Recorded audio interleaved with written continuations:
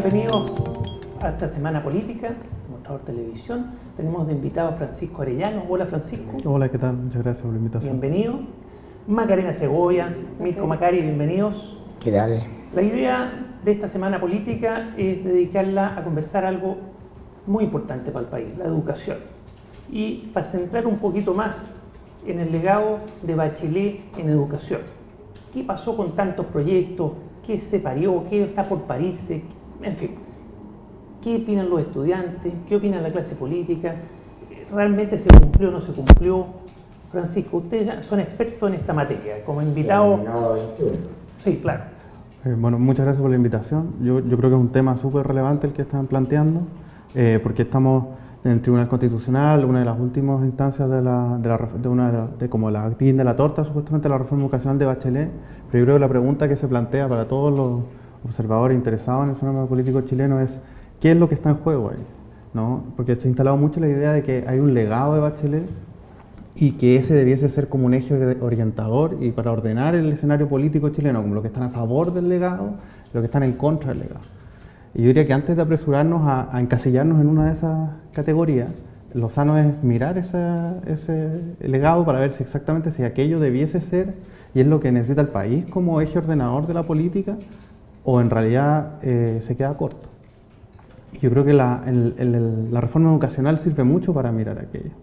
En Chile tenemos, bueno, ustedes han sido testigos de cerca de todo el proceso de las movilizaciones, de un problema real en educación que sigue siendo muy vigente. O sea, la gente que egresa con CAE no solo no disminuye, sino que sigue aumentando y expandiéndose.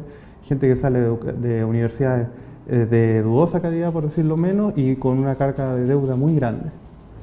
Y venimos saliendo de un gobierno que entró prometiendo grandes reformas y un cambio estructural al modelo chileno.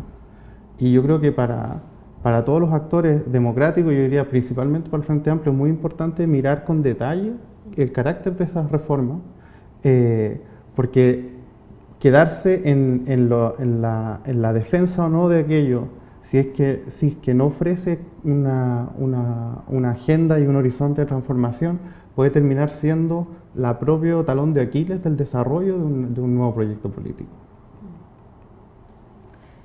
En ese contexto y teniendo en cuenta lo que habla Francisco del legado finalmente de Michelle Bachelet, hay que tener en cuenta que lo que está pasando actualmente en el Tribunal Constitucional, que es que se está revisando la Ley de Educación Superior, que era la obra gruesa que traía Michelle Bachelet, acompañado del tema de la gratuidad, de cambiar lo que finalmente demandaban las calles en el 2011,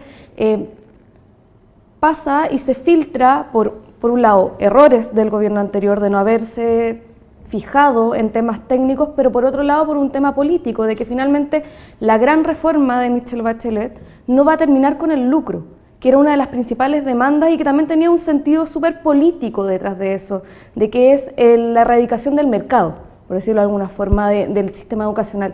Lo mismo estamos viendo con el sistema de educación a nivel escolar, en donde la reforma de educación finalmente depende de la desmunicipalización, va a depender de la voluntad que tenga el actual gobierno de poder ejercer lo que dice la ley, por ejemplo. ¿Y qué es lo que pasa si es que hay municipios de derecha que no quieren hacer el cambio? ¿Cómo lo va a manejar el ministro Varela? Entonces hay un montón de temas con respecto a la reforma educacional que finalmente el gobierno anterior no dejó bien amarrado. Y eso es lo que te hace preguntar, ¿había realmente la voluntad del gobierno de Michelle Bachelet, de la nueva mayoría, de cambiar y tener un legado en educación distinto? ¿O sí, finalmente se quedaba en titulares? Pudo haber una voluntad, pero el punto es si lo lograron y qué quedó abrochado y qué no quedó abrochado. Ustedes que son expertos para que todos conozcamos más o menos la misma información, ¿qué quedó hecho, realmente hecho y que no está a la espera del Tribunal Constitucional ni a la espera de que haya un reglamento complementario? ¿Qué quedó andando y hecho de todo el paquete de reformas en materia de educación y que no? Ya de esta conversación quedó claro que el tema del lucro puede caerse y para que explicitemos más por una votación en el Tribunal Constitucional que está por salir y se ha filtrado que puede caerse, en el sentido de no prohibir el lucro en la educación superior. ¿Está bien? De los controladores. De los controladores. Que era una, como bien dices tú, una de las grandes anhelos del movimiento estudiantil y una de las promesas de campaña. Pero ¿qué quedó? Para que partamos por el lado positivo, a ver si hay legado. ¿Qué logró el gobierno de Michelle Bachelet de avance en materia de educación? Bueno, yo creo que hay ciertos avances que es importante reconocer, ¿no? Como hubo un esfuerzo, yo diría con algunos déficits en la fórmula final de implementación, pero de tratar de ofrecer cierto control y regulación de un mercado educacional muy desatado, que es el modelo chileno. Yo creo que eso se aplica al nivel escolar y también al nivel de educación superior. Se logró mayor control. Sí. Ahora, ¿cuál es el problema? Que yo creo que es el tema del paradigma, un poco de donde nace la reforma y que por qué yo cuestionaría la idea de amarrarse a ese legado. Porque era el objetivo de una reforma educacional más control sobre el mercado educacional o construir una nueva esfera de lo público, una nueva educación pública que pudiese, en el fondo, construir un contrapeso al mercado. Y yo creo que esa es la pregunta en el fondo de si es que nos salimos del modelo, o si seguimos arreglando el modelo o si nos salimos y tratamos de construir una cosa nueva. ¿Y la evidencia cuál es? Es que estuvimos todo el rato es muy loco, o sea, si uno lo mira con detención, ¿no? Pero al final el proyecto del gobierno fue sin salirse del marco del Estado subsidiario y en el fondo los ejes de cómo el mercado tiene que proveer los servicios públicos que fija, que viene de la dictadura. El gobierno trata de apretar y construir como todo un armatoste para que ese mercado, su objetivo en el fondo es lucrar con actividades como la educación. Esa parte del legado no hay. No va. Mayor regulación de un mercado, Eso sí lo sí hay, sí. No, quizás no de como legado, pero da. ¿Y qué más se logró en este gobierno pasado, en el gobierno Bachelet, en temas de educación, como el que podría llegar a ser legado o no, pero como un aporte? Yo creo que hay algunos gestos que se pueden notar, pero el problema es que siempre está la letra chica. La desmunicipalización está aprobada, sí, horneada y sacramentada. Es verdad que depende de la voluntad qué tan rápido se ejerza, pero es un camino ya que está trazado. Y construyó un sistema muy complicado y que seguramente va a traer varios problemas de cómo se asignan los estudiantes a los colegios, de cómo se distribuye ¿En la desmunicipalización? Sí. Ya. Sí.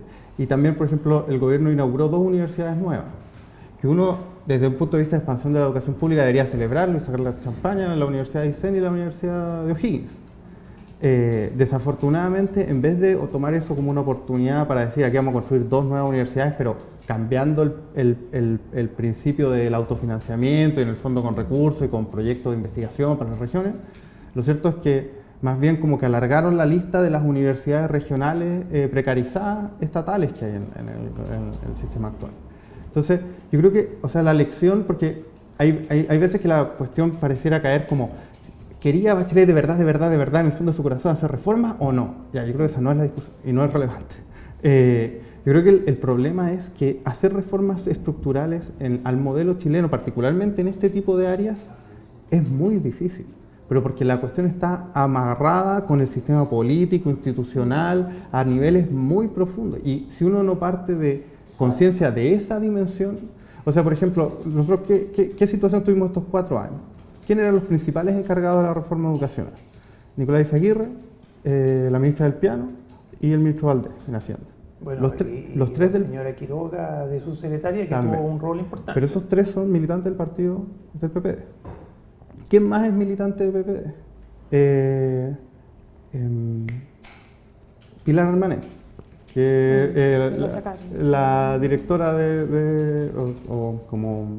fue rectora de la Universidad de las Américas. Rectora de las Américas y ahora es parte del directorio. Y ella es de las principales lobistas por que las universidades privadas lucrativas masivas no sean reguladas, no sean afectadas. Entonces tú tenías dentro, o sea, porque hay veces que se trata que es un problema... Que había caballos de Troya. Esto pareciera que es un problema de la izquierda contra la derecha. La verdad es que en la concertación el problema está dentro, está imbrincado en la forma en la que esos partidos funcionan, operan, y hasta que no pueda abrir una discusión transparente sobre esos conflictos de intereses que existen, Lo cierto es que nos pueden decir No, mucha retroexcavadora, retroexcavadora, etcétera. No hubo construcción de poder político. Exacto, de construir las condiciones para revertir aquello. Operó sobre un espejismo, que es que los titulares de esa hegemonía circunstancial que logró la agenda del movimiento estudiantil ya estaba hecho carne en el sistema político, y eso demostró que no era así. Claro, entonces lo central hoy día para emprender cualquier camino de cambio es buscar primero la hegemonía cultural, es decir, como el sistema político y la sociedad convence. Le faltó política, parece. No, hay que tener una decisión de construir poder, que es distinto a administrar el gobierno. Son cosas distintas. Pero para que no nos vayamos y en términos mineros, no en términos procase, amojonemos. Oye, tenemos avance que entre comillas, quizás no sea legado, pero un avance que se reguló, algo que estaba desregulado y desbocado, se reguló. Un mercado regulado. Pero no es lo que pedían los estudiantes y no es lo que había ofrecido Bachelet. Estamos de acuerdo. Pero la desmunicipalización era muy añorada, muy sentida, que los colegios municipales, ¿cierto?, dejaran de ser tales en esa cosa precaria que vivían en casi todas las comunas de Chile, no en todas, pero en casi todas. Entonces pasaran a ser tener otra administración con más recursos que permitiera mejorar la educación pública para que no hubiera ese gran desnivel entre la educación secundaria, primaria y secundaria privada de la pública, ¿cierto? Y eso se logró o no se logró, para que entendamos pero la todo. privada también se fortalece. Sí, Ya, si dentro de la ley se desmunicipaliza en un proceso paulatino y complejo, pero podríamos decir que eso sí, ok, pero... No necesariamente, diría yo. Es que hay varios temas, por ejemplo, este gobierno, marzo, el inicio del año escolar, se corona con una movilización de profesores del nuevo servicio local de Barranca, que estaba recién fundándose, y los profesores paralizan. ¿Por qué? Porque no se les habían pagado más de 13.000 millones de pesos que tenía adeudado el municipio con ellos. Ya. ¿Por qué? Porque el ministerio finalmente no se hace cargo de esa deuda que por ley debería hacerse. Entonces, yo siento que aquí políticamente, y para verlo, porque aquí vamos a tener constantemente en los intercambios a los nuevos servicios, el tema de la deuda. ¿Cómo que se tienen llaman con los nuevos servicios? Servicios locales, nuevos servicios locales de educación.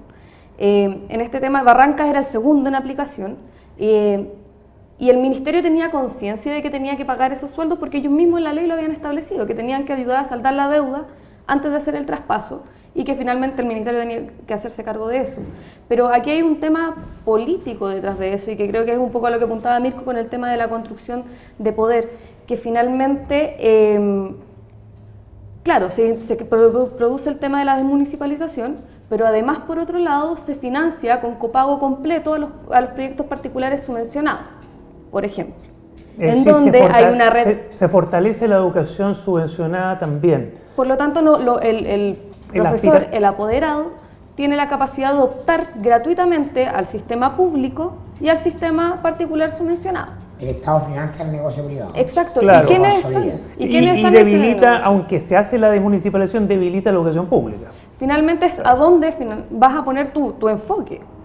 ¿Y por qué no se toca el negocio del particular subvencionado? Porque la concertación... Todo cambia para que nada cambie. Y la concertación, sobre todo el Partido Socialista y el Partido por la Democracia, nuevamente el PPD, tiene un núcleo de colegios particulares subvencionados súper fuerte. O sea, el secretario general de los colegios particulares subvencionados es un histórico militante del PPD, ex MAPU, por ejemplo. Y que es el que la presidenta Michelle Bachelet dice, logré convencerlo de que pase al sistema de la gratuidad. Entonces hay una serie de señales políticas y finalmente tú dices, ¿qué es lo que puede quebrar esto? ¿La calle? ¿O un proyecto político mucho más denso que finalmente haga y rompa este esquema? Ya, es decir, no se mejoró la educación pública como se prometió. O sea, hicieron retoques. Pero no disminuyó la brecha. Esta es una discusión que sería legítima. O sea, si el gobierno de Bachelet dijera, en vez de retroexcavadora, nuevo ciclo, habría dicho, mira, ¿saben qué? Yo creo que aquí está bien que haya mercado en la educación, pero que lo que falta es una regulación eficaz y que la educación pública sea un elemento más bien residual, pero que no sea tan malo, pero que en el fondo todo el resto se distribuya Y esa es nuestra propuesta. Pero no fue la promesa. Pero eso sería sano para la democracia, porque en el fondo la gente podría discutir como sobre la base de lo que de verdad quieren hacer y los intereses que ellos representan. Claro, y asumir que en la medida de lo posible.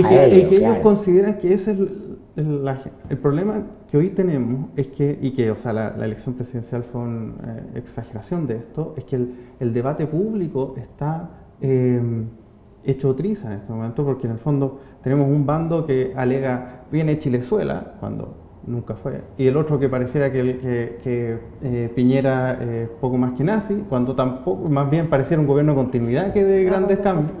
Y no hay posibilidad de discutir en serio los problemas. O sea, todo lo que tenemos de Sename, educación, salud, pensiones, carabineros, o sea, todos esos temas que están cada vez más como una olla a presión. Sí, no entiendo, pero por eso aprovecho. Es un problema educacional. Porque 20 años del modelo te genera una sociedad idiotizada. Pero además una clase política irresponsable. No. Irresponsable. No, porque esa sociedad idiotizada es funcional a que el sistema político se reproduzca.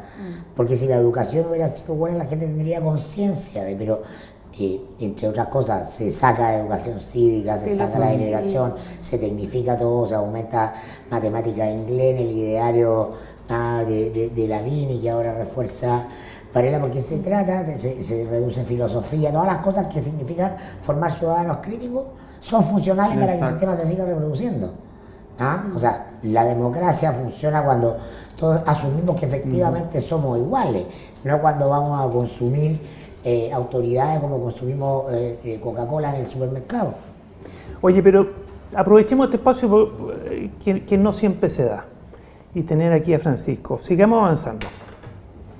Entonces, se reguló un mercado que estaba desregulado, pero es mercado más regulado. En términos de desmunicipalización como aspiración de mejorar la educación pública y acortar la brecha con la educación privada y subvencionada, y no seguir favoreciendo los negocios a través de la educación subvencionada, eso no se logró entonces. O sea, hay un proceso, nosotros que fuimos siguiendo detalle a detalle todas las reformas, yo creo que el proyecto fue el que fuimos como que encontramos mejor logrado respecto a lo que declaraba que quería hacer y lo que era, es el de desmunicipalización, al menos en términos de un primer diseño de reordenamiento del sistema para poder sacarlo. En esta especie de corporaciones y sacarlos del municipio. Y esa es una demanda histórica del movimiento estudiantil. Ya está bien, pero para seguir avanzando.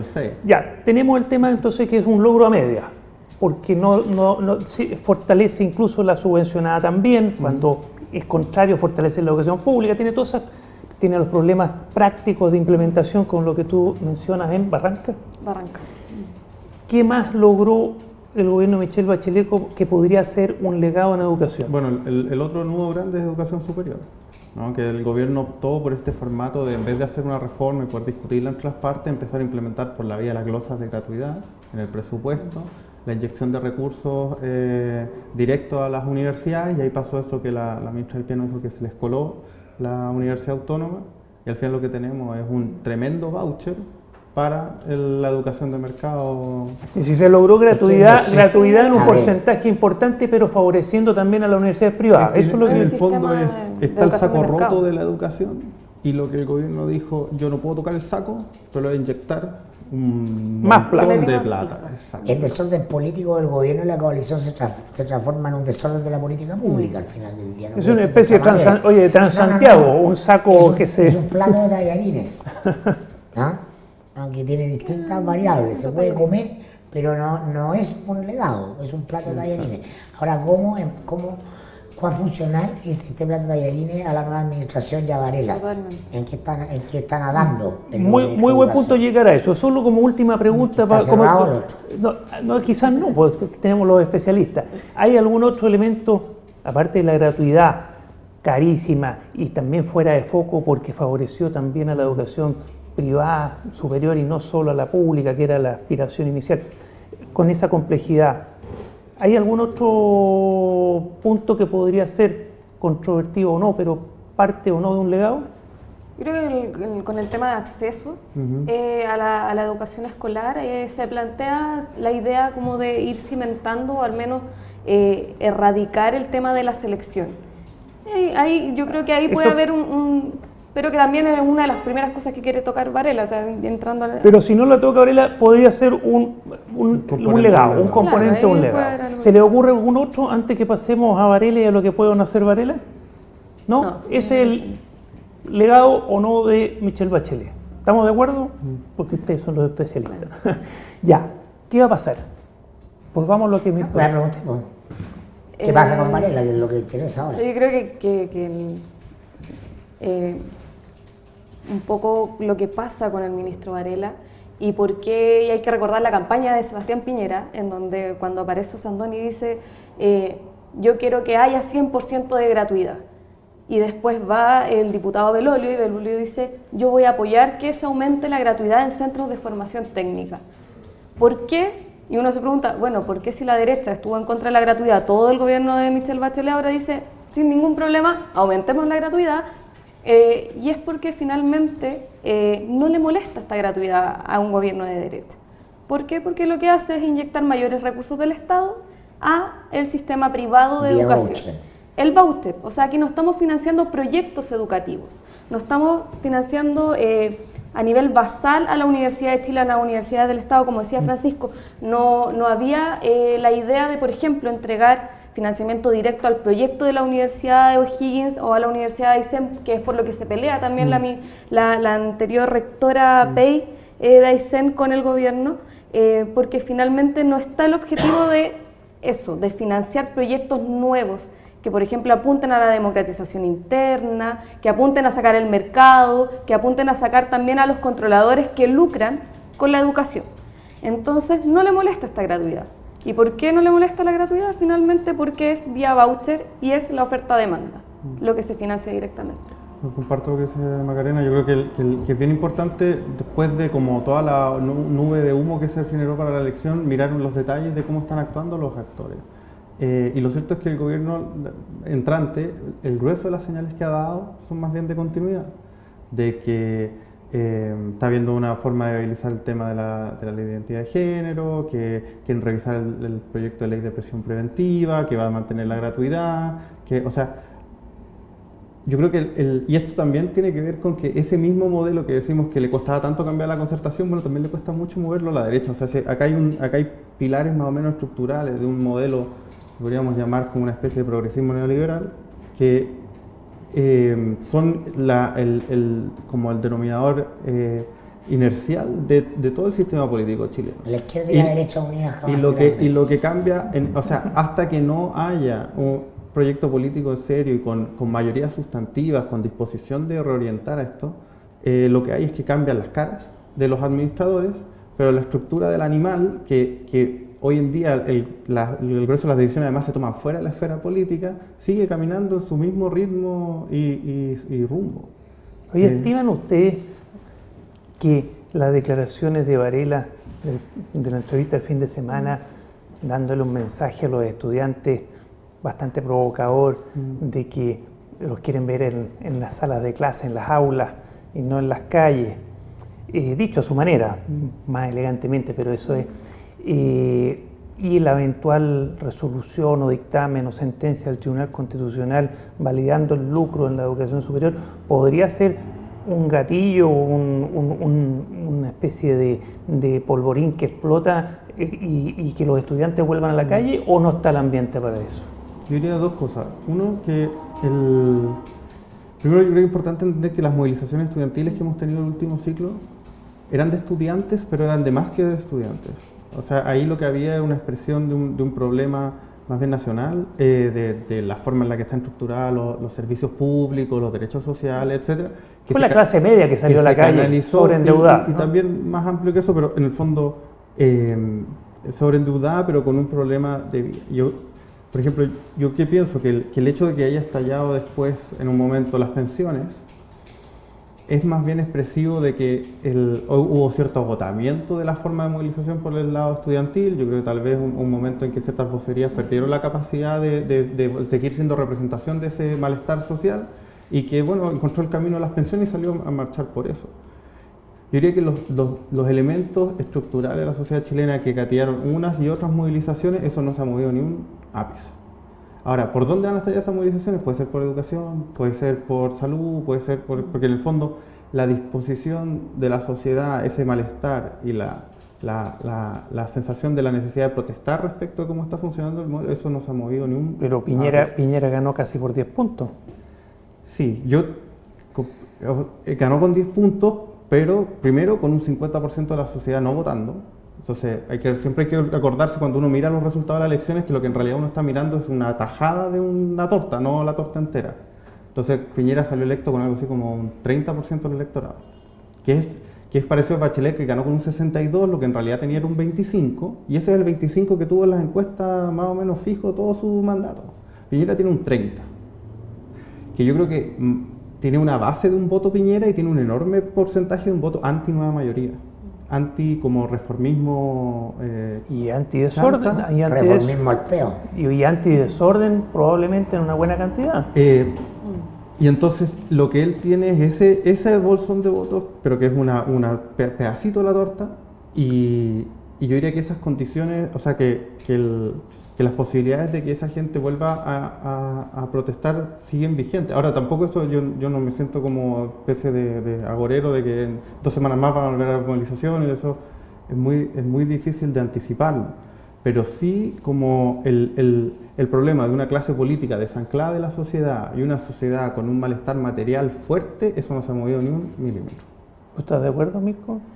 O sea, las movilizaciones empezaron en el segundo gobierno en el segundo año del gobierno de Piñera, y por lo tanto pensar hoy día que dentro de este primer año puede haber algo importante me parece un poco iluso. Este es un proceso gradual de construcción de circunstancias y con una opinión pública absolutamente determinada por coyuntura.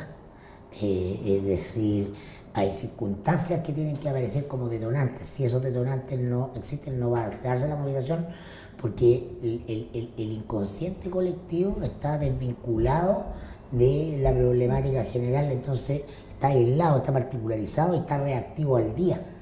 Y comentarios, no tiene memoria. Y comentarios provocadores como de los ministros de Educación y el eventual fallo del Tribunal Constitucional. Por eso lo que dice nuestro invitado es que una cosa es que las organizaciones estudiantiles se movilicen y otra es que esa movilización tenga un respaldo y una fuerza ciudadana. Entonces puede darse lo primero sin lo segundo. Porque y eso eso sería un conflicto agotado. Eso podría ser algo anecdótico toma y cosas así, pero sin respaldo. El malestar por la figura del ministro, por lo que hay, por lo que representa, pero no necesariamente una demanda estructural, institucional. O sea, que yo lo diría, porque volvamos al 2011, ¿no? La imagen de Giorgio Jackson y Camila Vallejo sentados en Tolerancia Cero y en todos los canales de televisión hablando como políticos consolidados era bien raro, ¿no? Porque es normal que hayan dirigentes estudiantiles, es normal que los dirigentes estudiantiles se movilicen por temas de educación, pero ellos no son representantes de la política, de la sociedad en su conjunto. Porque en el fondo ellos van como en el papel, por así decirlo, más bien como representantes de un sector que tiene una preocupación que es su demanda corporativa. Pero lo que pasó en Chile es que el agotamiento de los partidos de la transición va dejando un vacío de representación, de un interés, etc., de un malestar, que como no encuentra cabida en ninguna de la oferta política, por así decirlo, regular, termina identificando a estos dirigentes estudiantiles que venían a reclamar de su problema de la educación, de su endeudamiento, etcétera, del lucro, como en realidad representantes de una cosa, de un proyecto político de mayor envergadura. La posibilidad de que los dirigentes estudiantiles sigan teniendo esa voz y ese impacto depende de su capacidad de conectarse con ese malestar mayor y con ese vacío de representación.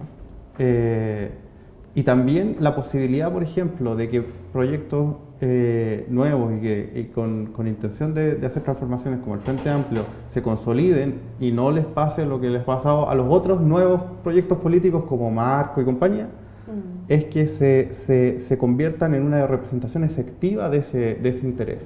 Porque en el fondo esa sociedad que está buscando un espacio en la política para poder atender sus problemas, está buscando a alguien que los pueda representar. Y si en un momento era Jackson y Camila Vallejo, bien, y si en un momento era Meo, bien, y si dejan de serlo, pues, porque el problema que es la necesidad de que problemas materiales, las pensiones, la educación, etcétera, pasen a tener solución en la esfera de la política.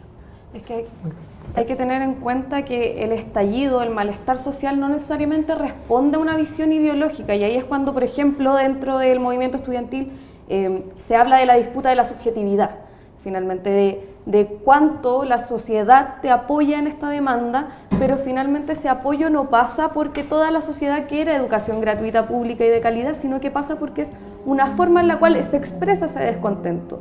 Y por ejemplo, o sea, el ministro Varela dijo que los estudiantes tenían que entender que ya no había ese ánimo de marcha, pero por ejemplo para el Día de la Mujer, el 8M, se vio una marcha masiva gigante, que finalmente no es lo, claro, no era por educación, no era por una demanda quizás materialmente estructural, pero sí aunaba distintas voluntades de igualdad de género, en materia también de derechos sexuales, en materia también de equidad salarial para las mujeres, etcétera, que hace que haya una pulsión distinta, de que quizás la calle no se va a manifestar a nivel educacional, pero por ejemplo los estudiantes secundarios dicen, nosotros tenemos una carta bajo la manga en donde el ministro Varela no nos va a poder responder. ¿Por qué? Porque en el gobierno actual no hay consenso, que tiene que ver, por ejemplo, con la inclusión de las distintas expresiones sexuales dentro de los colegios, con que los niños trans puedan expresarse al interior de las escuelas, con que, por ejemplo, claro, que no hayan colegios esa demanda mixtos. Tiene un Oscar que la respalda.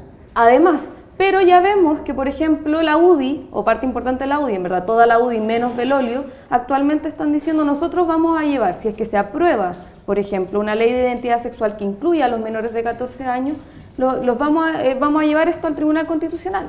Entonces hay puntos de tensión que van más allá de la educación como sistema estructural, que vieron su emergencia. Muy buen Sí, punto. ahora yo creo que lo de ¿Cachai? educación pública gratuita de calidad, Bachelet lo mató.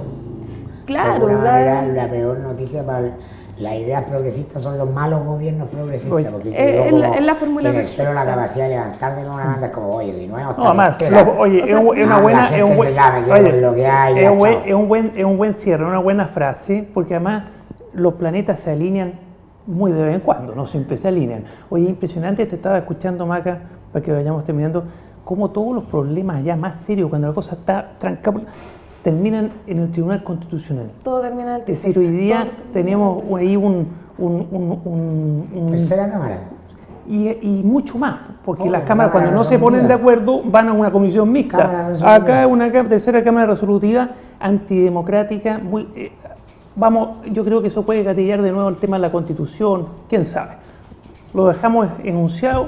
Gracias Maca, gracias Francisco, Muchas gracias gracias por la invitación. Mirko. Nos vemos. Hasta la próxima semana, una nueva semana política.